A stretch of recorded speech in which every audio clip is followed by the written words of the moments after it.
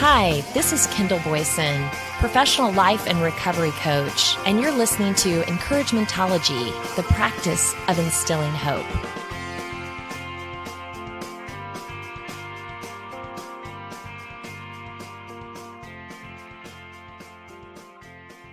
For the good, intentionally trying to find the positive in everything we do, because what you seek, you shall find. Where you put the majority of your attention will yield the biggest returns. Could it be that easy, positive or negative? You can control the yield? So take a moment to think about your day, week, or month. What are you pursuing? Where's your focus? Are you being intentional, seeking the good and inviting in the positive, or just getting lost in the chaos? Collectively, we can either drown in the negative, spewing our own buckets of hate, or we can rise above and intentionally pursue the good. Ready for a relentless pursuit of the positive? Do you know the only way to get rid of darkness is to add light?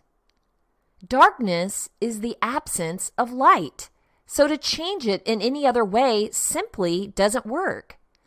Sometimes we can get so focused on the darkness in our lives, bumping around, hitting wall after wall, blaming and shaming, pursuing things we cannot change.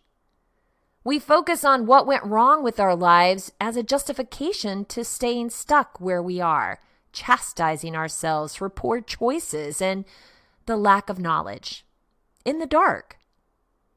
So much of what we obsess about is out of our control, but we can't seem to accept and forgive ourselves.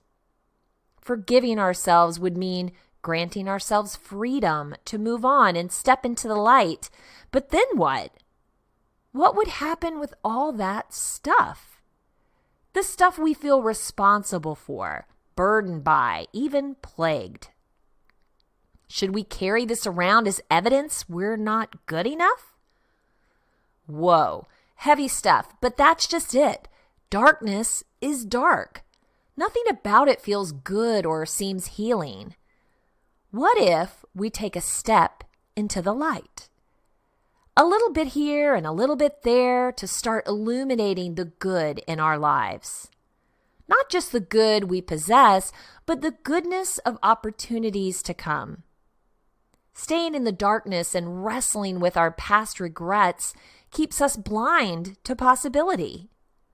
So let's take this opportunity to feel around for the light and give ourselves the permission to walk on. Is it that easy? Of course not. But being willing to explore a new way is the first step and the only way to get rid of the darkness and add the light.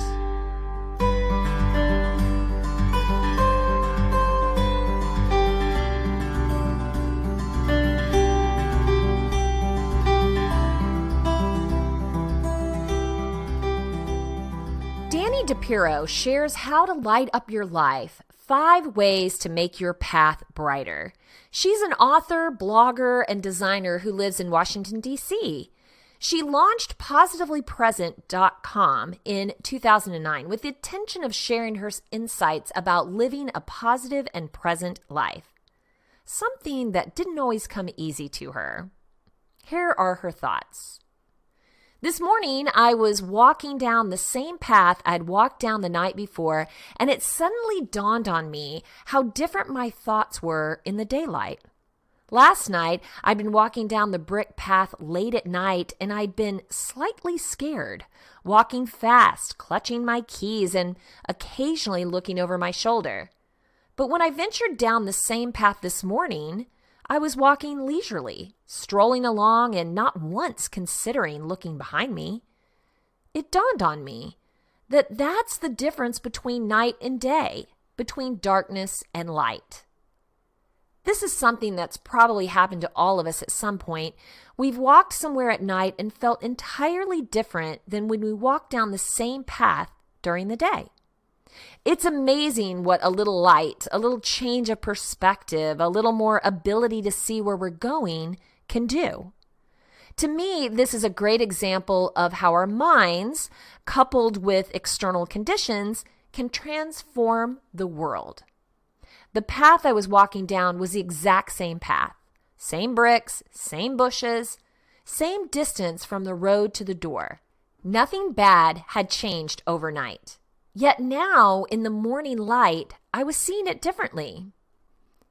And seeing this path differently made me think about the way I see my life differently too. When I realized what a difference the daylight made in my perception of the path, I really got to thinking about my own internal day and night, the light and dark within my own mind. As I left the path and entered my building, my mind was flooded with questions. What if we applied this light and dark to the paths of our lives? What if we realized, really understood, that we could be walking down the same path and see it entirely different? What if we realized that we actually have the ability to transform the blackness into light? To transform a situation with the light we shed on it?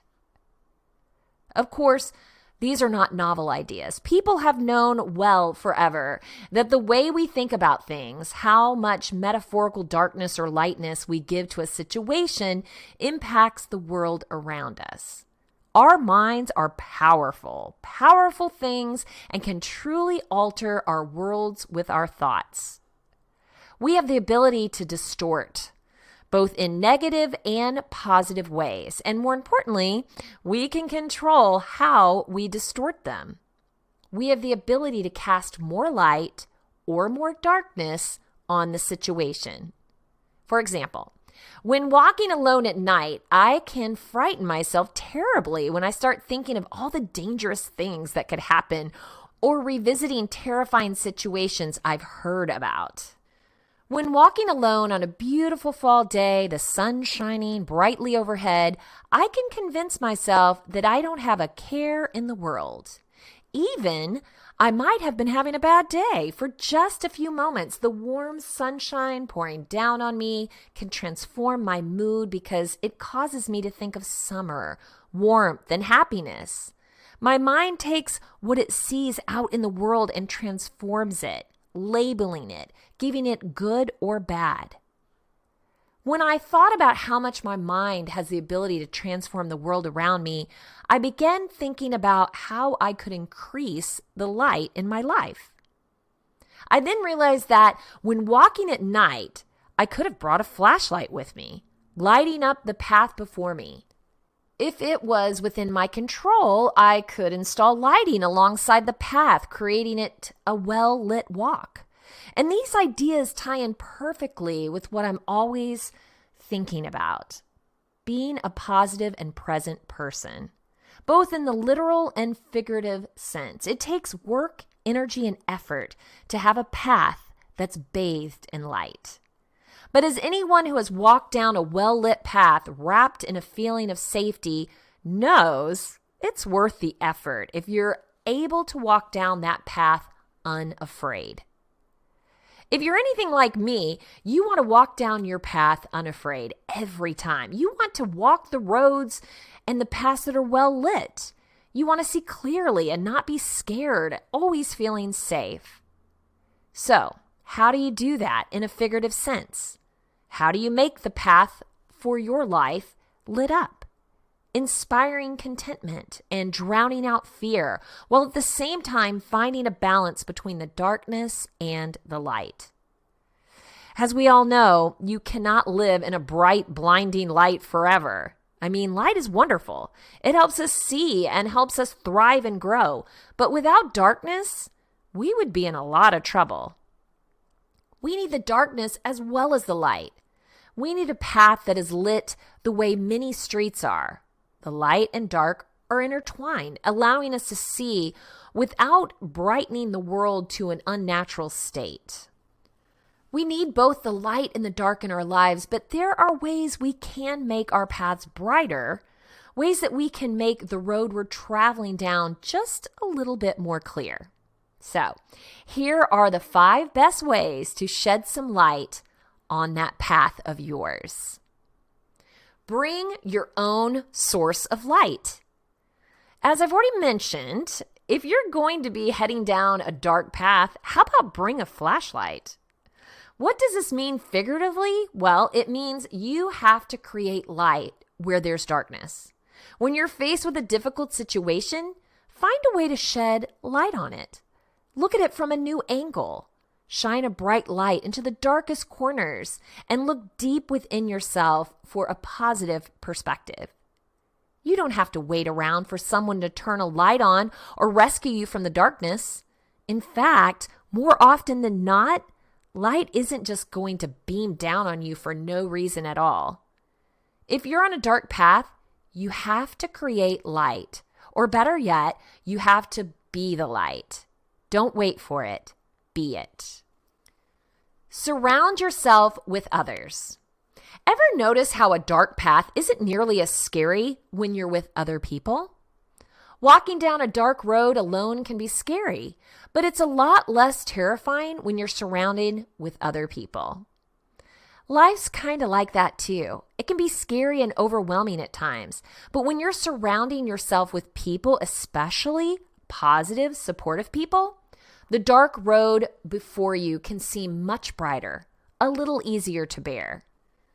Surrounding yourself with a great support system will help make even the most dimly lit path seem safe enough to walk down. Choose your route carefully. It would be nice if we could always walk in sunshine, but we know that's not the case. We will all have to walk in the dark sometimes, stumbling and unsure of where we're headed. But don't look down or give up. Instead, look around you and see if this really is the best path to be on. Sometimes all it takes is opening your eyes and looking around to see that nearby is another brighter path, a path that would be much safer to venture down. Occasionally, we're forced in one direction, but more often than not, we have a choice. We can choose the path we want to go down. We can look for the brightest path, and if we don't see a bright path, we can make our own paths. Imagine the best possible scenario. You're probably familiar with the law of attraction, and though I won't go into the details here, I find the concept fascinating. I really do believe that we can attract things with our thoughts. Have you ever tried it? Visualizing. If you think the path you're on is going to get darker and darker, it will. So, imagine the best. Imagine the sky lightening, the sun peeking out of the clouds. Imagine bumping into a friendly group of people along your path. Don't think of all the negative things that could happen, or guess what? You'll attract them. Instead, think of the wonderful things you'll encounter on your journey, and you will encounter them. But be prepared for the dark spots. Even with all your positive thinking and imagining the best, sometimes things don't go as well as planned. Sometimes the batteries in your flashlight die. Sometimes all your friends have to head down a different path and you're on your own again. Don't despair. Instead, be prepared. If possible, it's ideal to have some self-defense skills under your belt. This works in a figurative situation too. If you can prepare yourself by strengthening your skills, you'll be more likely to travel safely down your path. Not sure what to work on? I'd suggest confidence. I've read that the more confident you look, the less likely you are to get attacked. Have you heard that? Same thing goes for life. Be confident, believe in yourself, and you're a lot less likely to be brought down by others. Life is filled with light and dark, perfectly lit paths and dark winding roads. We're all aware of the good and the bad, but we don't always remember that we can make the most of the darkness, and in fact, we can even make the darkest times brighter if we choose to take action. And awesomely enough, we also have the opportunity to shed light on the paths of others. Give some thought on how you can brighten your path and how you can give others a bit of that bright light too. Thank you, Danny, for the reminder to share. Self-discovery and personal development is definitely by you, for you. But the end goal is to share your experiences with others. We're all learning and growing, and blogs and podcasts and videos are great, but our best teachers are each other. So when you find your light, be a city on a hill. One that can be seen by everyone, a beacon to follow when others have lost their way.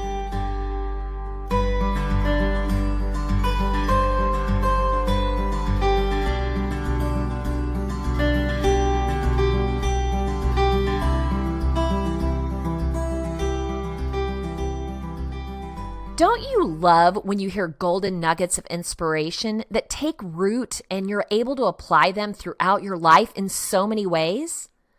Well, that happened to me several weeks ago, and I just had to share.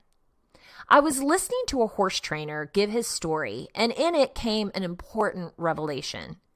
He was talking about working with a new horse. Now, this wouldn't be a typical trail horse, but a horse that works a ranch. One required to be part of a team and perform critical duties for his rider. So you can imagine synergy and trust and respect would be crucial here. The trainer talked about 2 ways you can get to that point. You could pull back, kick, spur, and shout, overcorrecting his every move until he does what you want. Or you could be patient, ride it out until he does something just right, and then celebrate this achievement, praising him and asking him for more just like that. Now, with these type of nuggets, I like to climb up high for a bigger perspective, to look out and see how this affects other areas of my life. Be patient, ride it out, and celebrate the good, asking for more of the same. Yes, that is definitely something I can work with. How about you? So many times we stay perched on the negative, waiting for the other shoe to drop. We listen to negative banter and sensational headlines and tragedy after tragedy, and our perception is everything is falling apart. So why bother? We are back in the darkness. But looking for the good, waiting out the storm instead of being overtaken by it, and celebrating the things going right adds in the light. A slight shift of perspective can open up a whole new world. Now, we all know this to be fact. You can't turn on the news without hearing the bad and feeling worse. It's a commonly accepted practice today. But besides the immediate shift in your overall well-being, could there be a longer-term effect with this kind of focus? Elena Malaktos shares her insight in an article reviewed by the Scientific Advisory Board, The Effects of Media on Memory, posted on Psych Central. Our access and exposure to media dramatically increased over the last decade, specifically in terms of quantity and availability widespread. Wouldn't you agree with that? This has had widespread implications for different aspects of human life. Media engagement impacts how we form relationships with strangers to how we experience life as a whole. One such impact, perhaps less commonly discussed, is media's effect on human memory and how this affects the way we recall history. Ironically, the overall effect of media documentation on memory is more detrimental than beneficial.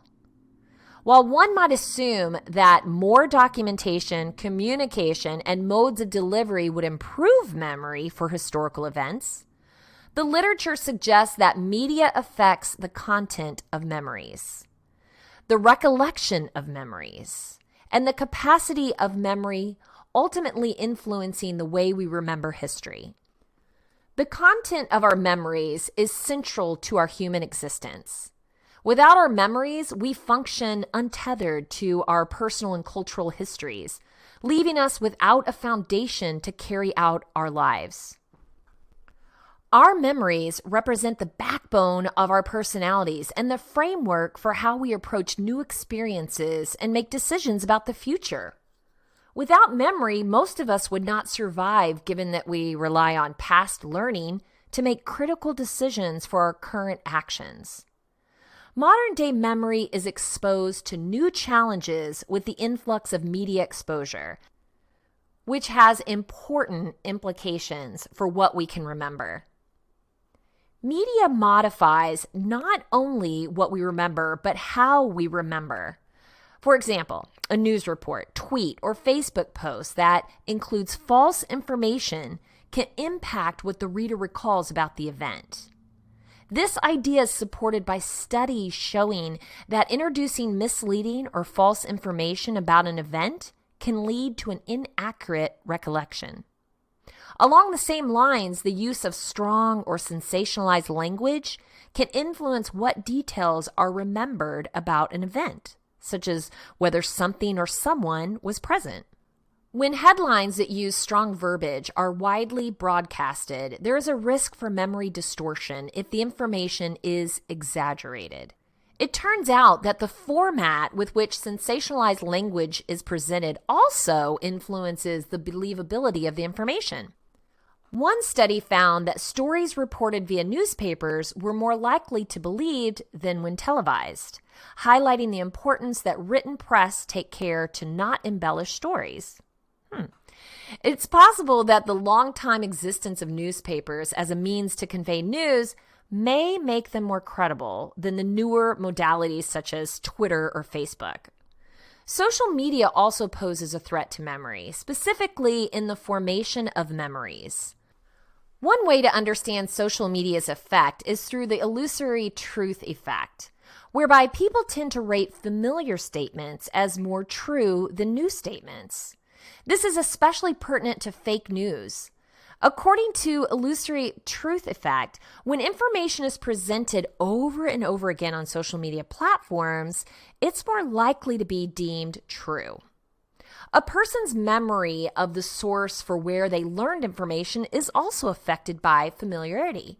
According to one study, people attributed more familiar information as coming from a credible source, highlighting the feasibility of transmitting false information when illegitimate news sources repeatedly present false stories and facts on wide-reaching platforms like Facebook or Twitter.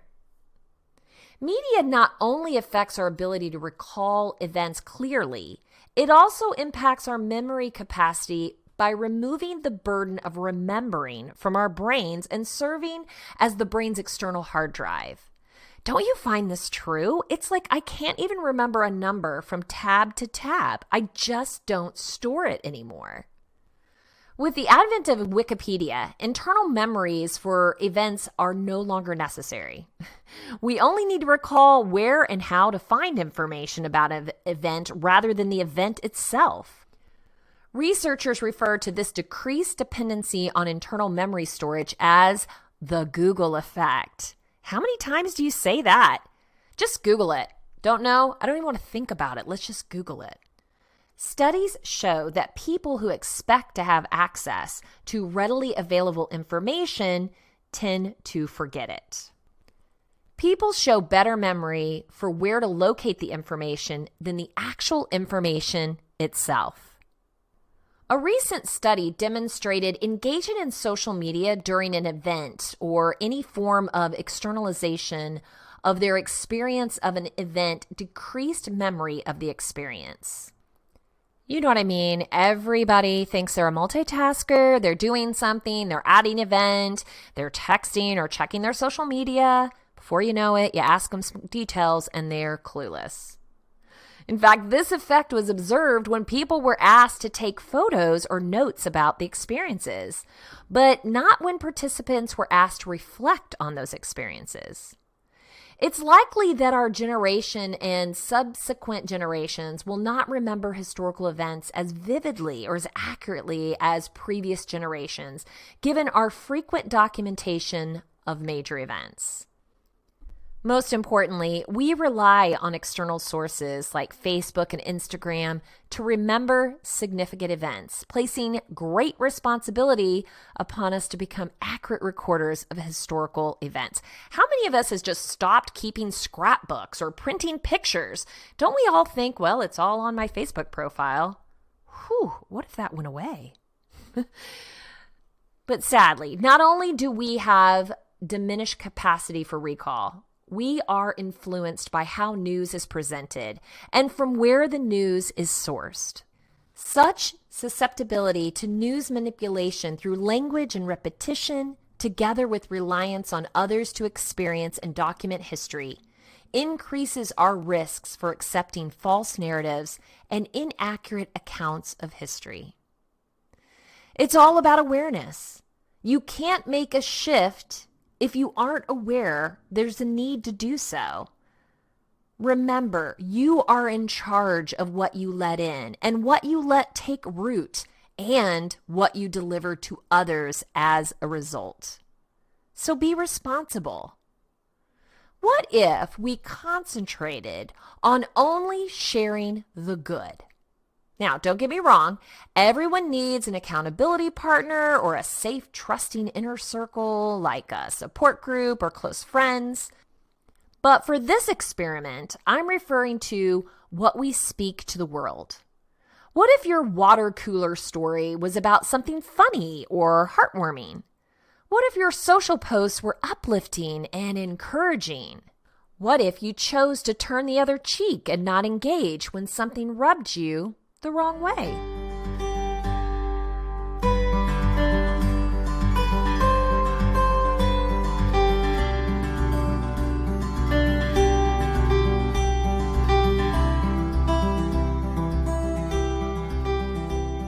Dr. Holly Parker, a lecturer at Harvard University and a psychologist in private practice, gives a new perspective on sharing in an article for Psychology Today, The Art and Science of Celebrating the Good Times. When it comes to the jolly stuff of life, we humans love talking about it, even if it's with just one other person. On anywhere from 60 to 80% of our days, we mention a positive moment to someone else. Just think about a time when something really cool happened. You got wonderful news or you simply experienced a pleasant point in your day. If you're like most folks, one of the first thoughts was something along the lines of, I can't wait to tell so-and-so, right? You fill in the blank. And in all likelihood, you shared your news with a person you believed would celebrate your happy tidings with you, someone who would be delighted with you and for you. When that happens, you're doing something called capitalization, which is when people share joyful news and pleasant moments, even small ones, with others. But like so many facets of human interaction, the impact isn't a one-way street. Capitalization is connected to meaningful benefits for both individuals and the relationships they share. So here are some of the perks, individual perks. Capitalization allows us to relish the feelings that arise from wonderful, significant turn of events or simply amusing moments. For example, have you ever told someone about a funny incident that happened and that person was laughing and really amused by your story? I'm sure you were in high spirits and laughing too, reliving the experience over and over again. You enjoyed the gift of sharing happy news. Capitalization enhances how much meaning and weightiness we attach to those uplifting moments in our lives, and this is even more so when the person we're telling is engaged and earnestly happy for us. The positivity of capitalizing seems to extend to more facets of life, like work. When people let their partner in on rewarding moments that happened at work, they're more content with their job that day. But let's not overlook the person on the receiving end of the pleasant information. In one study, individuals learned to not only catch times when someone shared good news or uplifting moments with them, but also to react in an interested animated way. And when they put what they learned into practice, they felt happier, particularly if they did it more often and responded in an honest and real way. There's also relationship advantages. Capitalization is connected to stronger, closer relationships in a host of ways. For those who reach out and share happy moments, capitalizing is linked to relationship wellness, bonding, and safety. And when they sense that the person they're telling is receptive and engaged, they feel happier in the relationship, along with heightened fondness, gratitude, and dedication. A sincere, excited response can also elevate our confidence in the individual we're opening up to, along with our desire to be considerate and helpful towards that person. When we know our loved one is capable of rejoicing with us and being there for us amid the happy news of our life, we're also more likely to see them as a steadfast source of comfort in times of stress. On the flip side, what about people who are also on the receiving end of someone's good news or happy moment? After folks in one study received information on how to convey emotional engagement when their loved ones capitalized and how valuable it is to do that, they saw their loved one as being more appreciative and content in the relationship. It's the give-take. And there's a link between relationship benefits and the interchange that happens as partners share and react to favorable news. So how can you do this? How can you start sharing all of these positive moments and capitalizing in your relationships? Well, here are some ways. Number one, start small. If you're not usually someone who shares good news or pleasant moments, dip your toe into the water with something that feels relatively minor. It could be an amusing conversation, a show, a movie, a podcast that you enjoyed, a lovely scene in nature, a delicious meal, something funny your pet did, or new local place you visited. On the flip side, if the thought of gleefully exulting in someone's glad tidings compels you to roll your eyes, start at a place that feels more natural and still rings true. For instance, rather than conveying animated excitement, you might genuinely smile and show interest by saying something like, "That's wonderful news. Tell me all about it." Give what you'd want to get. Okay? It's that easy. When it comes to how we share good news, scientific research isn't entirely clear on what's ineffective. But some researchers have ideas about what approaches could backfire, and they seem relevant to the golden rule. If we wouldn't appreciate being on the receiving end of it, it might not go over so well with other people either, right? So if we want to get a sense of how our news might land with someone, we can consider how we would react if we were the ones hearing it, and then make adjustments where we need to. So if you want to share happy news and are unsure when, where, how, and with whom to do it, consider how you would feel if you heard the same news delivered in an identical manner in a similar circumstances. If you feel sincerely elated for the other person, then go for it. If you've had a half-hearted or icy reaction, consider what would need to be different for you to feel warm and animated. This could be changing your tone or phrasing, the setting, maybe the timing, or even the person you'd tell. And then give your new revised way a try. Take an active, constructive approach. If we want to lump our options for responding to someone's cheerful news into discrete buckets, we essentially have 4 main selections to choose from. What simplifies the choice is that only one of these alternatives is good for our relationships. It's called an active constructive response, and it's basically the kind of engaged, thoughtful, authentic, and lively reaction we've been talking about. For example, let's say you come home and share with your partner the wonderful news that you actually got the dream job you applied for. In response, your partner's jaw drops as they excitedly smile and hug you. And then they say something along the lines, "What? That's amazing. Congratulations. I knew you could do it. Okay, forget dinner in. We're going out." You'll rarely go astray with this approach. On the contrary, the other three options have the potential to undercut your efforts to be supportive and may dampen your connection. The first of the three is a passive constructive response. If you were to use this approach, you'd react to good news in a very muted, low-key, minimizing way. If we stick with the example of the dream job offer, your partner would react as, "Good for you, that's great." The second response could be a passive destructive response. This reaction essentially involves passing over happy news and brushing it off. In this scenario, your partner would react by saying something like, "Nice, hey, what's for dinner?" And number three is an active destructive response. This response puts a damper on cheerful tidings by highlighting the drawbacks, inconveniences, or obstacles involved. Again, let's go back to your moment of jubilation after getting a job offer you've always wanted. Here, your partner might respond by saying, "Uh-oh, here it comes. You thought you had pressure and job stress to deal with before. You're playing at a whole new level now. What if you're not able to cut it there? Would your old job take you back?" Mwah, mwah. And if right about now your mind is highlighting moments when you've used any or all of those less effective responses, I hope you'll make an extra effort to be understanding with yourself. You know, everyone trips at times when it's their turn to be responsive, and that's okay. Thankfully, in relationships, we almost always have an opportunity to do a course correction and set things right. So, as you remember, occasions when you've dropped the responsive ball, try treating them as potholes you'll have to steer clear of in the future rather than reasons to be hard on yourself.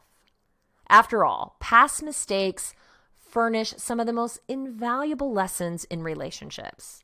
And we can make use of them to create a more meaningful future for ourselves and the people that we care about. I love sharing the good. And for me, with anything, I need to make time to be intentional. I need to structure my day to work in all the things I want and need to do, from exploring and reading to learning new things and connecting with others. Life can get away from you, and before you know it, instead of paddling against the current, you're simply floating along, picking up the debris as you go. Everyone wants your attention, and not necessarily to influence you with the most positive things that will help your growth. Start to take notice of your day and where your attention lies.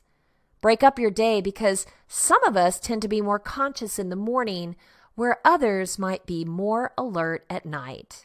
Get to know yourself and understand how you take in, take root, and deliver the information around you.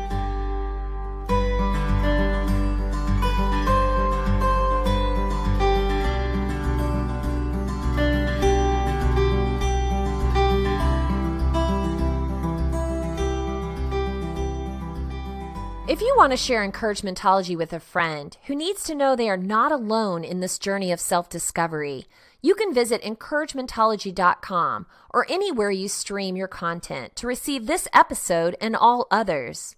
Follow us on Facebook for additional encouragement throughout the week.